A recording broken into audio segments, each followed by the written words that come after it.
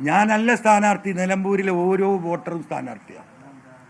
അതുകൊണ്ട് ഈ തിരഞ്ഞെടുപ്പ് കേരളത്തിലെ പാവപ്പെട്ട ഈ പീഡനങ്ങൾ അനുഭവിച്ചു കൊണ്ടിരിക്കുന്ന മലയോര കർഷകർ ഉൾപ്പെടെയുള്ള എല്ലാ തൊഴിലാളി വിഭാഗത്തിനും സാധാരണക്കാരായ കർഷകർക്കും സമർപ്പിക്കുന്നതോടൊപ്പം രാജ്യത്ത് ഈ പെഹൽഗാമിൽ പാകിസ്ഥാനെതിരെ പോരാടി ഈ നാടിനെ രക്ഷപ്പെടുത്തിയ ധീര ജവാന്മാർക്ക് അഭിവാദ്യങ്ങൾ അർപ്പിച്ചുകൊണ്ടും അതോടൊപ്പം ഈ ഇന്ത്യയിലെ അതിന് പിന്തുണ നൽകിയ മുഴുവൻ ജനങ്ങൾക്കും ഈ ഗവൺമെൻറ്റിനും കേന്ദ്ര ഗവൺമെൻറ്റിനും പിന്തുണ നൽകിക്കൊണ്ടും ഇനിയും ഇത്തരത്തിലുള്ള ഭീഷണികൾ നേരിടാൻ കേരളത്തിലെ ജനങ്ങൾ നാട്ടിൽ ഒന്നായി നിന്നുകൊണ്ട് അകത്ത ഭവിഷ്യത്തിനെയും പുറത്തെ ഭവിഷ്യത്തിനെയും നേരിടാൻ നിങ്ങളോടൊപ്പം ഞാനുണ്ടാകും.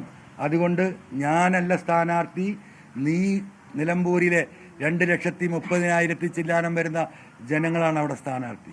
അപ്പോൾ എൻ്റെ കത്തിയും എൻ്റെ കഴുത്തും എൻ്റെ ജീവനവും എൻ്റെ ജീവിതവും നിലമ്പൂരിലെ ജനങ്ങൾക്കും കേരളത്തിലെ പൊതുസമൂഹത്തിനും സമർപ്പിച്ചുകൊണ്ട് നിങ്ങളെല്ലാവരും നല്ല രീതിയിൽ കഴിഞ്ഞ 8-9 മാസമായി ഞാൻ ഉയർത്തിയ സകലമാന രാഷ്ട്രീയ പ്രശ്നങ്ങൾക്കും പിന്തുണ നൽകി എന്നോടൊപ്പം നിന്നവരാണ് കേരളത്തിലെ മുഴുവൻ പത്രമാധ്യമ പ്രവർത്തകരും.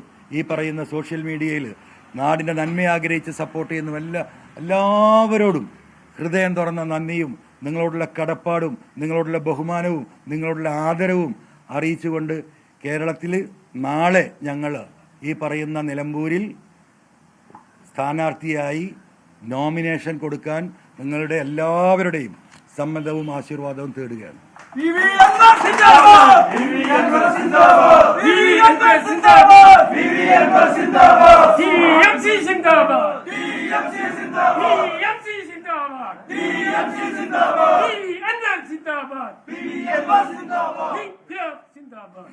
പി വി അൻവർ സ്ഥാനാർത്ഥിത്വം പ്രഖ്യാപിച്ചിരിക്കുകയാണ്. നിലമ്പൂരിൽ TMC സ്ഥാനാർത്ഥിയായി താൻ മത്സരിക്കും എന്നാണ് ഔദ്യോഗിക പ്രഖ്യാപനമാണ് ഇപ്പോൾ പി വി അൻവർ നടത്തിയിരിക്കുന്നത്.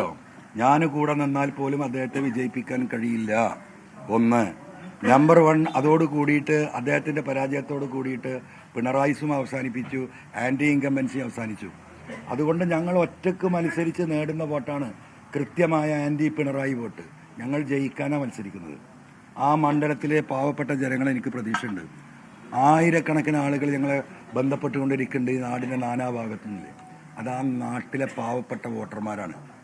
ആ വോട്ട് നേടി ഈ പറയുന്ന ഈ അവിശുദ്ധ കൂട്ടുകെട്ടിനെതിരെ ഒരു ഭാഗത്ത് പിണറായിയുടെ നേരെ നിൽക്കുന്ന പിണറായിസത്തിൻ്റെ വക്താവും മറുഭാഗത്ത് പിണറായിക്ക് പിന്നിൽ ഒളിഞ്ഞു നിന്ന് ഈ സമൂഹത്തെ മുഴുവൻ ചതിക്കാൻ നിൽക്കുന്ന ഒളിഞ്ഞു നിൽക്കുന്ന രണ്ടാമത്തെ പിണറായിയും തമ്മിലെ പോരാട്ടം. ആ പോരാട്ടത്തിൽ ജനങ്ങൾക്കാണ് വിജയം.